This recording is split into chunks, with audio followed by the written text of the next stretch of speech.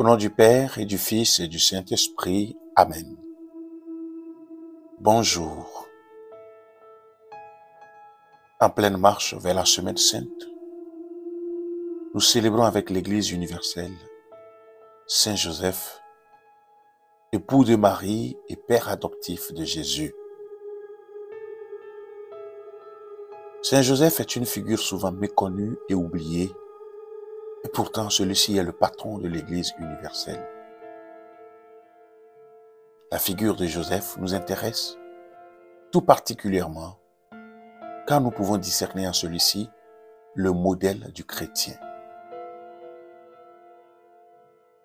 Pour commencer, je prends le temps de m'installer. Je respire profondément.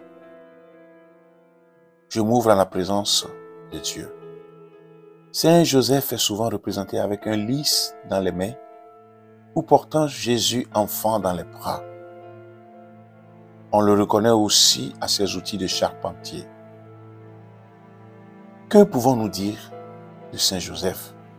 Qu'en disent les évangiles? Quelles paroles nous rapporte-t-il? Quel est son rôle? Allons voir ce que dit l'Écriture. Seuls Matthieu et Luc nous relatent l'enfance de Jésus. C'est dans leur récit que l'on parle de Joseph en peu de mots. Ces quelques lignes d'évangile suffisent pour comprendre son rôle irremplaçable dans le dessein de Dieu auprès de l'enfant et de sa mère. La fête de ce jour nous invite à la méditation sur Saint Joseph, père légal de Jésus, en raison de sa fonction.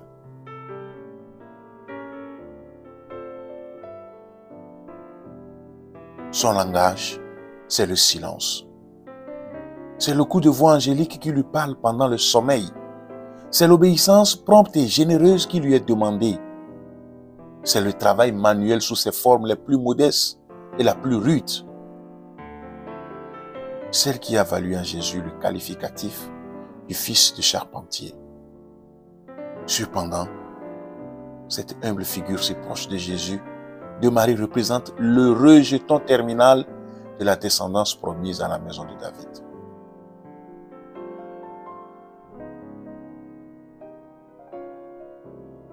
Comme le souligne l'évangéliste, c'est un homme juste, accordé à Dieu. Il cherche à plaire au Seigneur.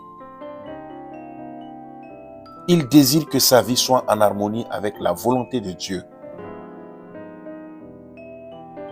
Il conforme sa vie à ce qui est bon pour qu'advienne le règne de Dieu.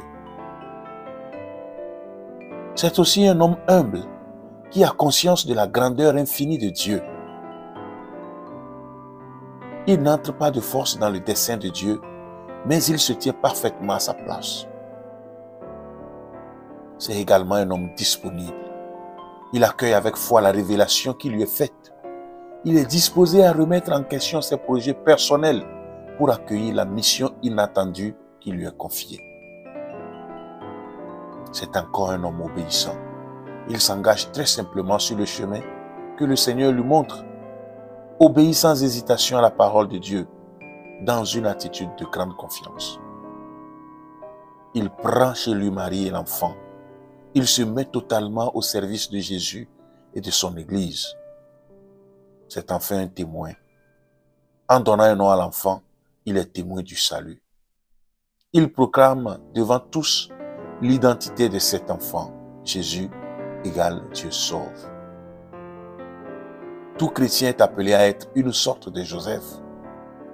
Comme lui, chacun d'entre nous doit être juste, humble, disponible, obéissant, serviteur et témoin. À l'école de Saint Joseph, que chacun de nous se remette généreusement au service du Christ et de son Église pour que la bonne nouvelle soit connue de tous. Vers Joseph, j'élève la voix et je prie en disant: Salut Joseph, gardien du Rédempteur, époux de la Vierge Marie. À toi, Dieu a confié son Fils. En toi, Marie a remis sa confiance. Avec toi, le Christ est devenu homme. Ô bienheureux Joseph, montre-toi aussi un Père pour nous et conduis-nous sur le chemin de la vie.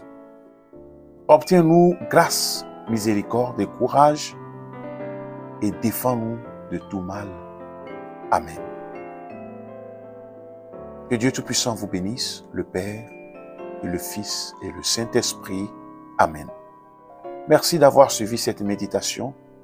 Bonne fête de la Saint-Joseph et à la prochaine.